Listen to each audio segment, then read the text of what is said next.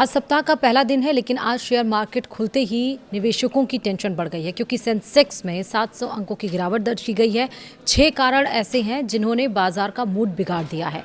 नमस्कार, आप देख रहे हैं न्यूज़ 18। मैं हूं आपके साथ श्रुति श्रीवास्तव। सोमवार को ईरान अमेरिका के बीच तनाव के कारण भारतीय शेयर बाजार में गिरावट देखी गई। तेल की बढ़ती कीमतों को लेकर निवेशकों की चिंता के चलते सेंसेक्स और निफ्टी में काफ़ी गिरावट आई है। टेक महिंद्रा और भारतीय एयरटेल के शेयरों में बढ़त हुई है, जबकि एक्सिस और एचडीएफसी बैंक के शेयरों में गिरावट दर्ज की गई है। विस्तार से समझिए क्या कुछ हुआ। सोमवार यानी कि 20 जुलाई को कमजोर ग्लोबल संकेतों के बीच शेयर बाजार के बेंचमार्क सेंसेक्स और निफ्टी 50 में सुबह के करीब कारोबार में भारी गिरावट देखी गई है। सेंसेक्स 700 अंक से ज्यादा यानी कि लगभग 1% गिरकर 74,445 के निचले स्तर पर आ गया, जबकि निफ्टी 50 में 180 अंक से ज्यादा यानी कि लगभग 1% की गिरावट आई और यह 24,150 के निचले स्तर पर पहुंच गया है। टेक महिंद्रा, भारतीय एयरटेल और आईसीआईसीआई बैंक के शेयरों में 1% से ज्यादा की बढ़त हुई है और ये सेंसेक्स में सबसे आगे रहे, जबकि एक्सिस बैंक और एचडीएफसी बैंक के शेयरों में लगभग 5% की गिरावट आई है और ये नुकसान में सबसे आगे रहे। बाकी मार्केट में भी गिरावट देखी गई है। निफ्टी मिड कैप 100 और निफ्टी स्मॉल कैप 100 मामूली नुकसान के साथ ट्रेड कर रहे थे। सेक्टर के हिसाब से देखें तो निफ्टी प्राइवेट बैंक इंडेक्स में 2% से ज्यादा की गिरावट आई है और यह नुकसान में सबसे आगे रहा है। वहीं निफ्टी रियल्टी और निफ्टी फाइनेंशियल सर्विसेज में भी 1% से ज्यादा की गिरावट दर्ज की गई है, यानी कि 1% से ज्यादा की गिरावट आई है।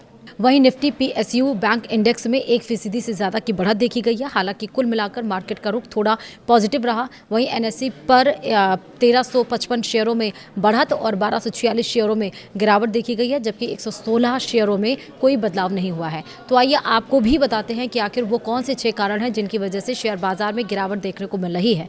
पहला है ईरान अमेरिका के बीच तनाव बढ़ना। जी हाँ, वीकेंड पर ईरान और अमेरिका के बीच तनाव और बढ़ गया है। अमेरिका ने लगातार 9वीं रात ईरान पर हमले किए हैं, जबकि अमेरिका के सहयोगी देशों कुवैत और बहरीन ने ईरान की ओर से और हमलों की जानकारी दी है। वहीं इस्लामिक रिवॉल्यूशनरी गार्ड कॉर्प्स ने सोमवार को कहा कि 2 तेल टैंकरों में धमाका हुआ और वे बेकार हो गए। ये टैंकर हॉर्मुज स्ट्रेट से गुजरकर एक असुरक्षित दक्षिणी रास्ते से गुजरने की कोशिश कर रहे थे। आरोप है कि अमेरिकी सेना ने उन्हें इस रास्ते का इस्तेमाल करने के लिए उकसाया था। दूसरा है तेल की कीमतें $90 के पार पहुंच गई हैं, यानी कि ईरान अमेरिका के बीच बढ़ते तनाव के कारण तेल की कीमतों में भारी उछाल आया है। ब्रेंट क्रूड फ्यूचर्स 3% से ज़्यादा बढ़कर $91 प्रति बैरल के करीब दिखाई दिया है, जो 11 जून के बाद का सबसे ऊंचा स्तर है। पिछले हफ्ते इसमें 15.9% की बढ़त देखने को मिली थी, जो अप्रैल के बाद से सबसे बड़ी साप्ताहिक बढ़त थी। तीसरा है पॉइंट अमेरिकी वेस्ट टेक्सास इंटरमीडिएट क्रूड $84.20 प्रति बैरल पर था, जिसमें 2% से ज़्यादा की बढ़त देखी गई थी और यह 12 जून के बाद के सबसे ऊंचे स्तर पर पहुंच गया। तेल की कीमतें ऐसे समय में बढ़ी हैं जब सारी संघर्ष के कारण हॉर्मुज स्ट्रेट से तेल की सप्लाई पर रोक लग गई है। यह एक अहम समुद्री रास्ता है जिससे युद्ध से पहले दुनिया की रोजाना तेल और गैस सप्लाई का 20% हिस्सा गुजरता था। वहीं चौथा पॉइंट है ग्लोबल मार्केट से कमजोर संकेत, यानी कि ग्लोबल मार्केट में भी गिरावट के बीच दलाल स्ट्रीट पर भी मंदी का माहौल है। सोमवार सुबह जापान का निक्केई और दक्षिण कोरिया का कोस्पी दोनों में 4% से ज्यादा की गिरावट आई है।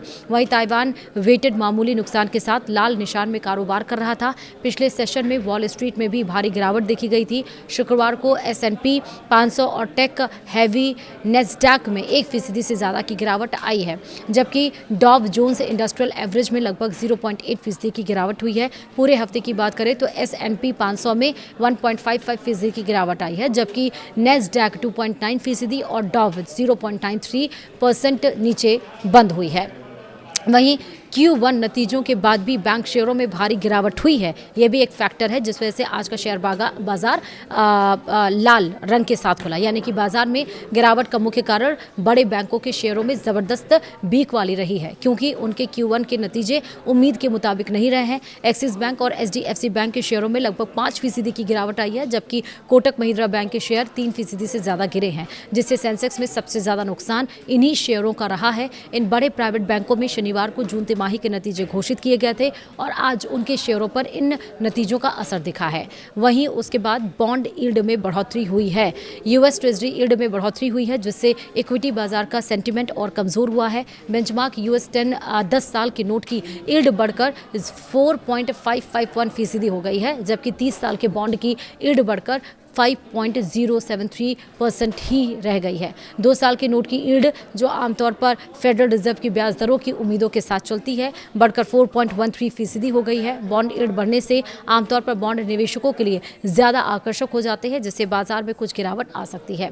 वहीं आखिरी एक और है पॉइंट जिसकी वजह से बाजार में गिरावट हुई है, वो है रुपए में गिरावट। यानी कि सोमवार को, यानी कि 20 जुलाई को शुरुआती कारोबार में रुपया यूएस डॉलर के मुकाबले 11 पैसे गिरकर 96.41 पर आ गया है।